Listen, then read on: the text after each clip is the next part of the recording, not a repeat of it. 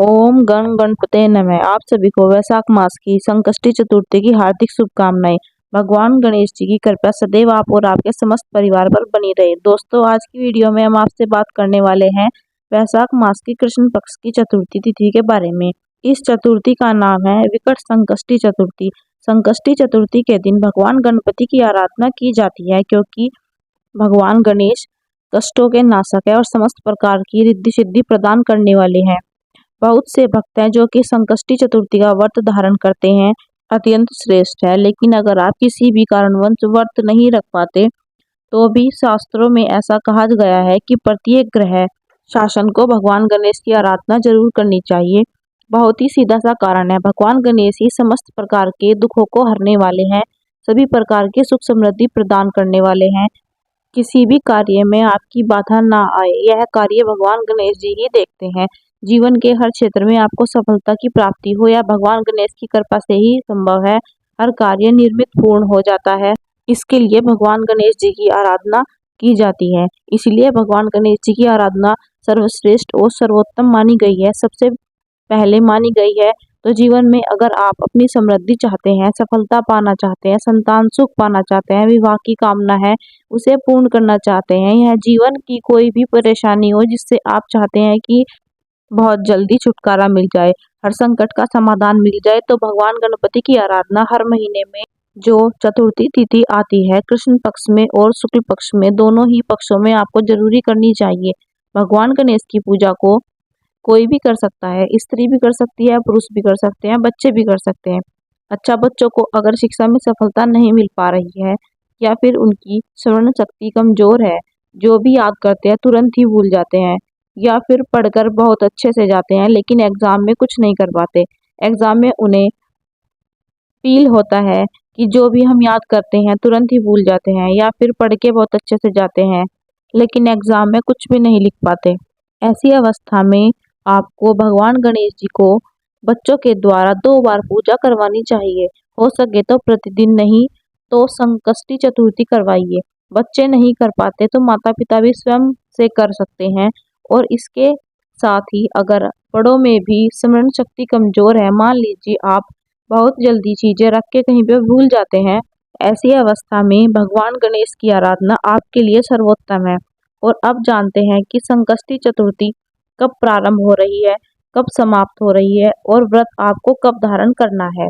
तो देखिए, वैशाख मास की कृष्ण पक्ष की चतुर्थी तिथि प्रारंभ हो रही है 27 अप्रैल को सुबह 8:20 पर और समाप्त होगी 28 अप्रैल को सुबह 8:22 पर।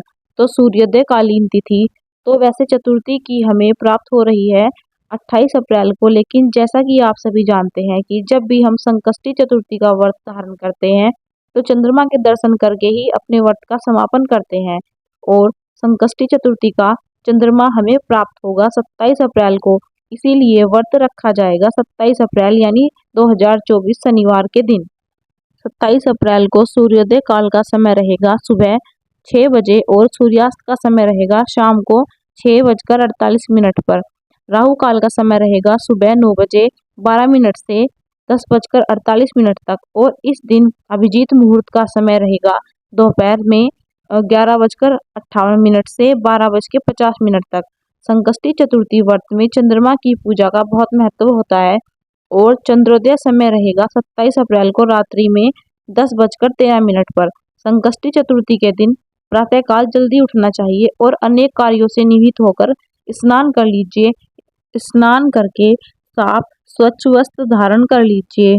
भगवान गणेश को पीला रंग बहुत प्रिय है, पीताम्बरधारी है वह, तो आप चाहे तो पीले रंग के या फिर कोई भी शुभ रंग के वस्त्र धारण कर सकते हैं। इसके बाद सूर्य देव को जल देकर भगवान की विधि विधान से पूजा कर लीजिए। आज के दिन भगवान गणेश को पीले पुष्पित करने से सभी प्रकार के कार्यों में आपको सिद्धि मिलती है। इससे आपके जीवन में आने वाली सभी बाधाएं समाप्त हो जाती है और मनचाही कामना पूर्ण होती है। तो विधि विधान से भगवान गणेश की पूजा कीजिए। उन्हें मोतीचूर के लड्डू या मोदक का भोग लगाइए, चाहे तो आप गुड़िया घी का भोग लगा सकते हैं। और इसके बाद उनके मंत्रों का जाप करके ओम गं गणपते नमः, ओम श्री गणेशाय नमः, इस मंत्र का जाप करते हुए आपको पूजा करनी है। पूजा पूर्ण करने के बाद भगवान की आरती कर लीजिए। इसके बाद क्षमा प्रार्थना कर लीजिए। और अब आप जैसा व्रत में हैं तो दिन में आप फलाहार ले सकते हैं, कोई सा भी फल खा सकते हैं, जूस पी सकते हैं। फलाहार या निर्जला जो भी प्रकार से आप चाहे व्रत धारण कर सकते हैं।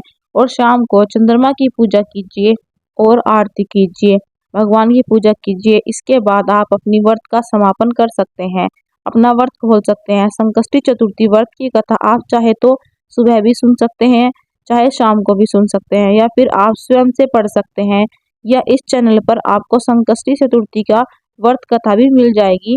आप चाहे तो चैनल पर भी सुन सकते हैं। तो दोस्तों, आज की वीडियो में संकष्टी चतुर्थी व्रत से संबंधित जानकारी मैंने आपसे शेयर की। उम्मीद करती हूँ आपके लिए उपयोगी होगी। वीडियो अच्छी लगे तो लाइक कीजिए, शेयर कीजिए। और काजल पत्रिका चैनल पर पहली बार आए हैं तो चैनल को सब्सक्राइब करके बेल आइकन को प्रेस जरूर करिएगा। मिलती हूँ आपसे अगली वीडियो में, तब तक के लिए जय माता रानी दोस्तों।